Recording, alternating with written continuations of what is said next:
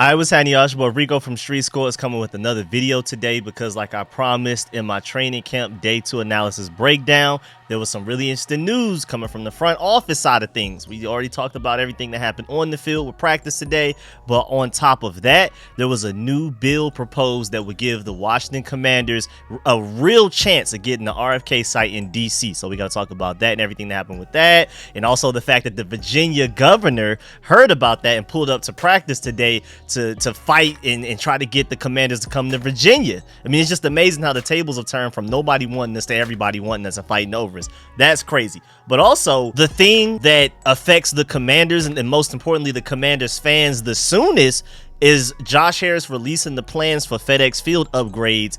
In the meantime, before we get that new stadium, wherever it ends up being, whether it stays in Maryland, goes to DC, back at the RFK site, goes to Virginia or whatever, that's going to be a wow. That's going to be like another 4 or 5 years, maybe even more than that type of thing. And so Josh Harris is like, I'm not just going to accept this stadium that we currently have right now. He already put in new railing so that you have more things to hold on to going up and down the stands. But now he has big plans for some really big, really interesting upgrades for FedEx Field. So we got to dive into all that and more. But before we do, make sure you stiff arm the like button, stiff arm the subscription button, and stiff arm the bell next to that subscription button so you get a notification each and every time I release these informative and opinionated videos. Make sure you stay tuned for all of the coverage that I'm doing for training camp. I upload all of the practice clips, all of the random funny moments and intros of players walking out to the practice field, all that type of stuff every day. And of course, I do my training camp analysis and breakdown of every position group every day as well. Make sure you stay tuned for all of the rookie film sessions I'm still working on, where I did Emmanuel Forbes and Quan Martin. We're working on Ricky Stromberg next, and then any other random updates like this. I'm still working on a big Rico report that's probably going to end up being 30-40 minutes long, that includes just all of the random in-between things that aren't like a major topic like this or training camp updates like practice. Anything else concerning the Commanders on and off the field, random stuff like stats and rankings, Terry McLaurin getting love as ranked the 98th player in the NFL and things like that. We're going to discuss all of that in the Rico report. So stay tuned for all of that content. Without further ado, let's get it. You tell your family you can be a commander.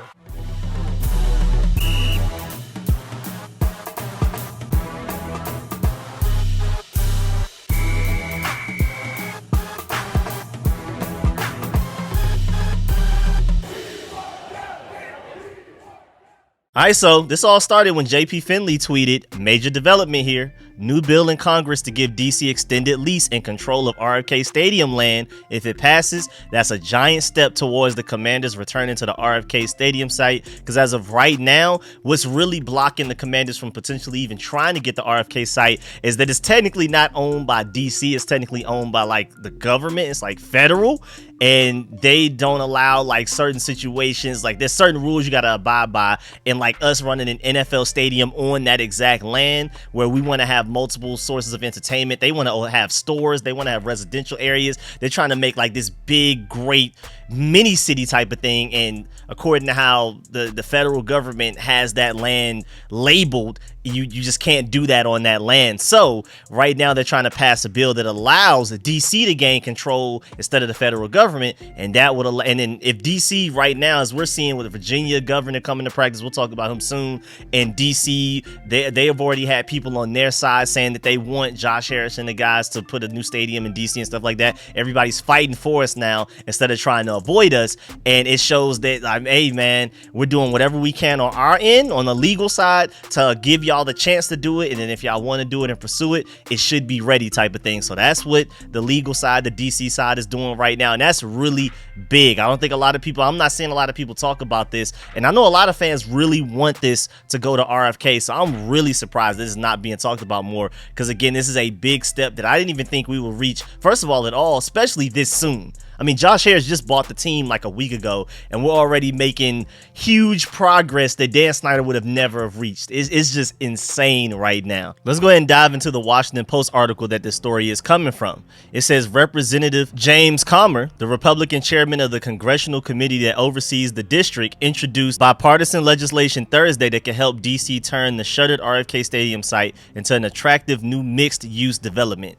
That's the key word, mixed use development, and potentially into a shiny new home for the Washington Commanders. Quote, this legislation is set to pave the way for local officials to create meaningful new jobs and millions in city revenue and transform the Anacostia River waterfront into a lively destination for all, said Mr. Commer in a statement to the Washington Post before the introduction. Commer's bill comes a week after the National Football League owners ratified the sales of the Commanders from scandal-ridden owner Daniel Snyder to private equity billionaire and DC area native Josh Harris. The sale and the bill mark a pair of major developments that combined could make possible a once long shot bid to bring the Washington Commanders back to Washington. Again, like I said, I wasn't even sure if this was ever going to be possible, just period. But now, even on top of that, for the fact that they're getting this thing rolling this soon is just phenomenal. I mean, for everybody that wants this to be an RFK, this is huge news. Going back to the article, the legislation is a rare moment of bipartisan harmony during a tumultuous year for DC in Congress. Led by Commer, the Republican who has clashed with DC council members and pushed through legislation seeking to block local DC bills, the RFK legislation is co-sponsored by Eleanor Holmes Norton, the district's non-voting representative in Congress. So it seems like everybody on all sides are behind this situation. He said, quote, the RFK site sits on underused federal land in DC. That's very true. That could be redeveloped, generating tax revenue for DC, Norton said in a statement. Neither the mayor nor the council chair opposes this bill, which would allow DC to put the site to productive use. A vast improvement on the current state of affairs. I look forward to working with Chairman Commer to pass this bill as quickly as possible. So again, it's everybody on all sides, the mayor, council chair, Republicans, everybody is like, man, we got to do what we got to do to get this stadium in DC. So first, again, the first step is for it to even be legally allowed. That's the first step. That's what we're working on. And that's a big step that we took towards that today. After that, then is where does Josh Harris want to take the stadium? That's where things are going to get interesting as well, because maybe Josh Harris for some reason prefers not to take it to DC. He's a DC native, but maybe it's like a limited amount of land. He prefers more land like in Virginia or something. Who knows? But as of right now, the legal side of it, before we can even start to conceptualize the Commanders potentially moving to RFK, is going in the right direction, and that is huge. And again, earlier today in practice, Virginia Governor Glenn Youngkin was at the Commanders practice, and you could tell he definitely heard about this RFK news that I just presented to y'all for the past like 7 minutes. It is big news, man. I'm telling y'all. You even got the governor of Virginia pulling up to the practice like, hey, I know what you're hearing, Josh Harris. I know all of this RFK stuff going on, but let me talk to you real quick in private real quick. Let me holler at you real quick and try to convince you to put it in Virginia. Don't even worry about all of those struggles and hurdles and legal gymnastics you have to do to get the stadium at RFK in DC. Just go ahead and come to Virginia where it's peaceful. You'll have more land. Like, they're pulling those type of moves right now, and it's just crazy as a Commanders fan watching Maryland, DC, and Virginia fight for the Commanders, because not even just a couple of weeks ago, a few months ago, nobody wanted the Commanders with Dan Snyder as the owner, man. And it's just crazy because back then they didn't want me, and now I'm hot. They all what? Yeah, let's get it. And then also moving on, now everything we just discussed is again stuff that won't even really affect the fans until like 4 or 5 years, or maybe even more than that down the line.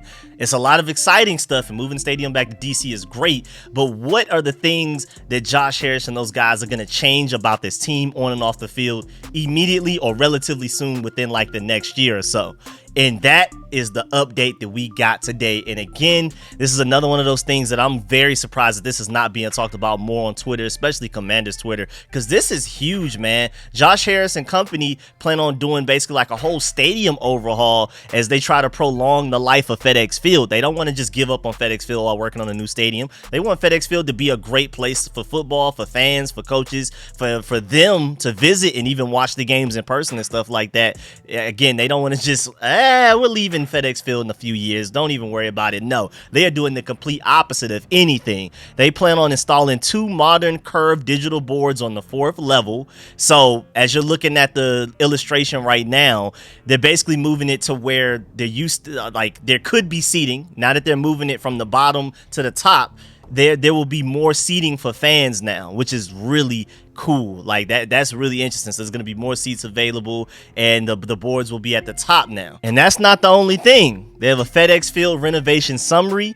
It says improvements to FedEx Field support the longevity of the stadium and should garner support from a disengaged fan base. And boy, that's exactly what it's been for the past few years, but everything's changing now. Under direct revenue generating improvements, because some of y'all may be listening to this video instead of watching it, but if you're watching it, you have all of this on your screen right now. If you want to pause it and read every single word, you can. But they're saying that $43 million is expected to directly generate revenue and be spent over these 3 projects. So it's going to be corner lodge boxes, improvements to level of finishes and seating upgrades with tabletops at seat groups, video board Terrence.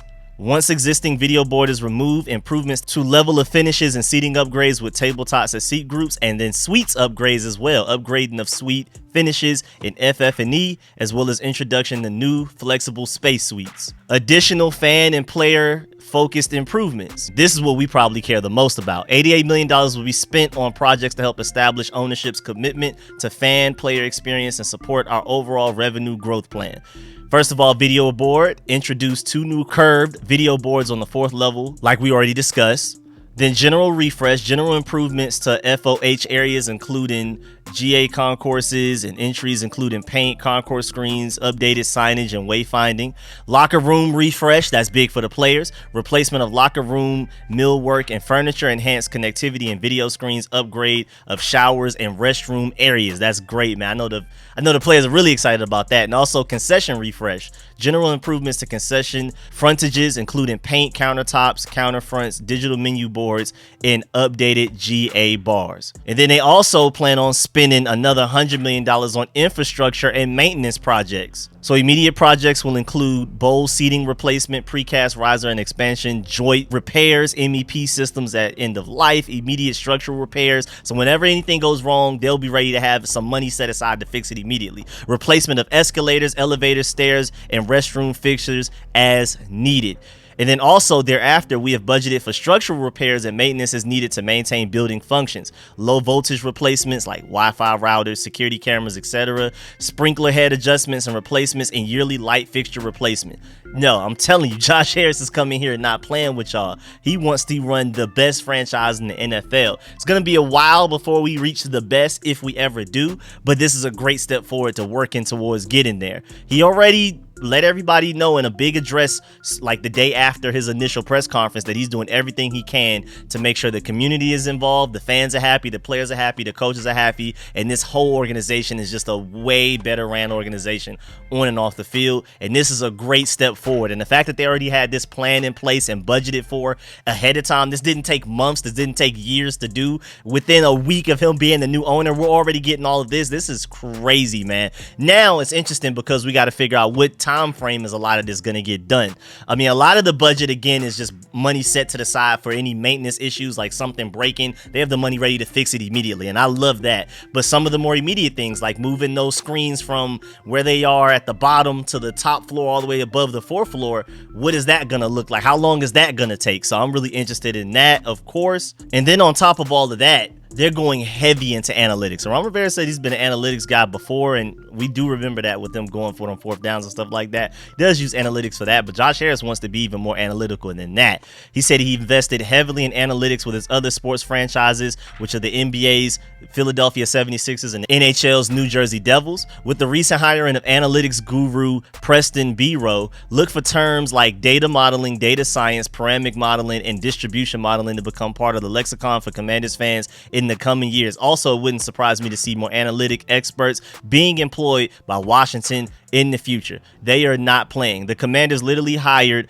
Preston Biro into a football analytics role all the way back June 29th before Josh Harris officially took over as the owner. And this guy's going to have a heavy influence on what the Commanders do on and off the field based on those analytics, especially off the fields. Biro is working under coordinator of football analytics Doug Drury, just in case if you were curious as well. And just to let you know, this information that I just gave you came from my boy Ken Johannesson. You can find him on Hogs Haven. You can find him on Twitter. Make sure you follow him and subscribe to everything that he does, man. Great Commanders reporter over there. He also has a good point too. If the big party in Washington following a unanimous vote of approval and the huge gathering one day later at FedEx Field is any indication of a bright and glorious future, then the process of reconciliation has truly begun. Long live the Harris ownership group. And again, I like to call it the hog. Like if I'm trying to refer to Josh Harris, Mitchell Rails, and Magic Johnson and all of those other minority owners whose most of the names we don't even remember or even know, I just call them the hog because it's funny because of the hogs, the play on words, and also Harris ownership group. Hog. So I think that's really cool. And then also literally in the middle of recording this video, and a lot of people have been pointing out, I've been seeing in the comments of my videos, where's Julie Donaldson been? I don't see her anywhere. And now we have it officially, a big update. Julie Donaldson is no longer Washington's SVP of broadcasting. So there you go. They have officially moved on from her. So again, a lot of the people that are in the comment sections asking me, I didn't have an answer, so I didn't want to reply with any type of ignorance or anything like that. I didn't want to guess, but now we have official news that she's been fired. Don't exactly know why, but hey man, it says that the Commanders will not renew her contract, so she's being relieved of some of her duties. But it sounds like to some extent that she'll probably still be involved somewhat, but she just will not be the SVP of broadcasting. So she's going to take somewhat of a minor role. I don't believe she's completely gone, but I think she's just going to take a smaller role, something like that. Maybe she is gone, but we haven't gotten an official update all the way from that just yet. We need to see like an official address from like the Commanders and those guys to get like the real word on what's really going on. But just know, sounds like Julie Donaldson will have a smaller role in the Commanders organization. But yeah, man, that's the end of this video. Please get in the comment section. Let me know how you feel about everything discussed in this video. Please leave a like on this video if you liked it and learn anything. Stiff arm that like button, stiff arm the subscription button, and stiff arm the bell next to that so you get a notification each and every time I release these informative and opinionated videos. Stay tuned for all of the content. Like I said, I'm coming with daily content, training camp updates, clips, analysis, all of that type of stuff, rookie film sessions, Rico reports, and any random news like this that are like breaking news that I feel like y'all definitely need to know about. So man, make sure you stay tuned. Of course, man, I appreciate all the support. Shout out to all my sponsors, especially my Pro Bowl sponsors names you scrolling on the screen right now. I'm gonna catch y'all later. I'm out.